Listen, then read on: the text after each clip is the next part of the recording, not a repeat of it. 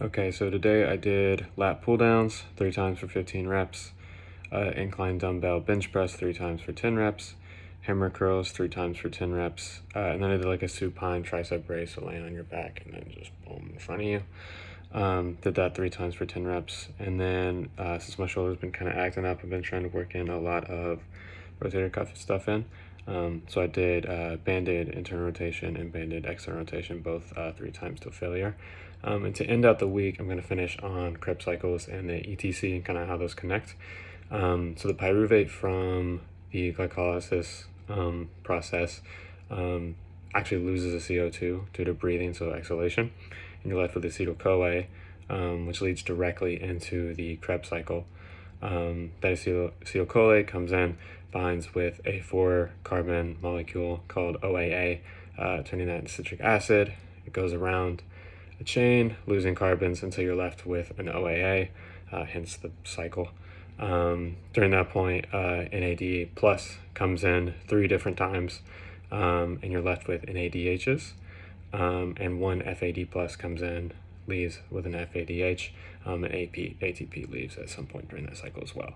And then those NADHs and that FADH go straight into ETC.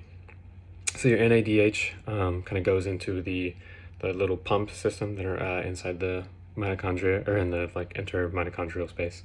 The NADH comes in, drops an electron at that first pump, and causes hydrogens to pump against their concentration gradient.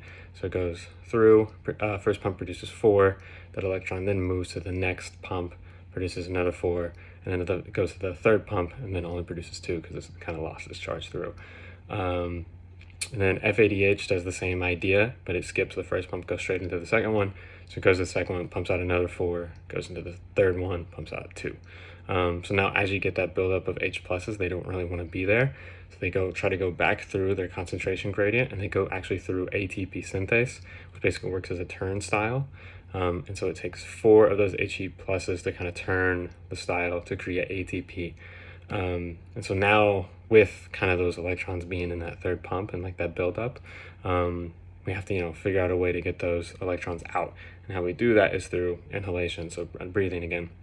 So O2, an O2 molecule goes in, picks up 2 electrons, pops out. You get 2 O2 negatives atoms, which bonds with the hydrogens coming back through ATP synthase.